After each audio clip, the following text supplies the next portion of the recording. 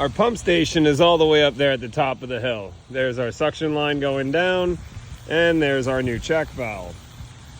I'm not thrilled with the angle that that is on, and also it looks to me like the glue got wet when they installed it, and that glue joint isn't great. We're going to cut out this check valve, we're going to install a brand new check valve, and we're going to use a couple of elbows, and I'll show you why in a second. Well, we got the end of the suction line out of the water. We'll go ahead and give that screen a nice new clean. We'll shorten up the wire between the float and the end of the screen here, because it is right now 6 feet long. I don't need it to be that long. I prefer it to be between 2 and 3 feet long. I only want the tip of this suction line 2 to 3 feet under the surface there. I don't want it super deep in the water, because then maybe it will end up in mud. We don't want that. We're going to go ahead and shorten that wire, clean the screen, install the new check valve, and fire the system up. It's super important we keep the canal screen cleaned so that the pump will operate efficiently and so that the pump will last a really long time. This screen is capable of producing a flow rate of 150 gallons a minute.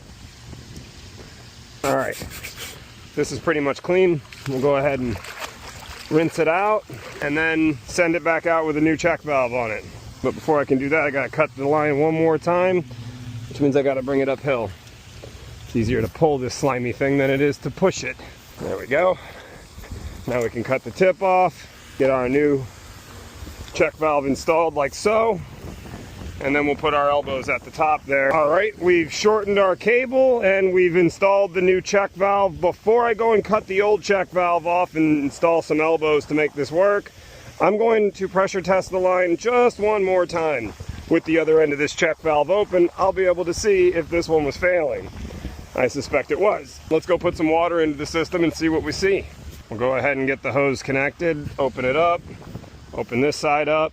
We're currently filling water into the system. So now we can go back down there and see if anything comes out the other end. But before I do that, I'm gonna wait until this pressure gauge gets to 60 PSI, just to make sure. I've got a lot of pressure on the line and it's building.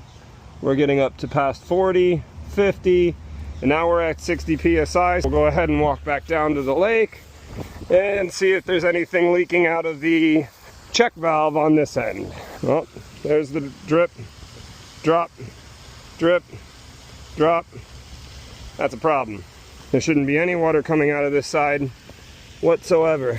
Somehow water's coming in. I think I see it, and I see glue on the check valve. All right, well, we'll cut this out and go from there. And there you have it. We got both of the 90s installed, and I did that because the angle here isn't great, and if I do this, I can get any angle I want, including the one I got right here. Now that this is reattached, we reinstalled the check valve underwater at the end of the suction line. We shortened the wire on the float there, so now we can see the whole suction line going out, so there's no chance of it getting stuck in the mud. Now all that's left to do is let the solvents cure so we can go prime up the pump. After several attempts with my guzzler to guzzle the pump, we're up and running. Beautifully, I might add.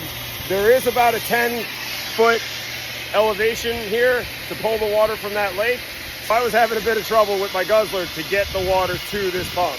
Now that it's here, we can go ahead and fire up the system and start our inspection or repairs.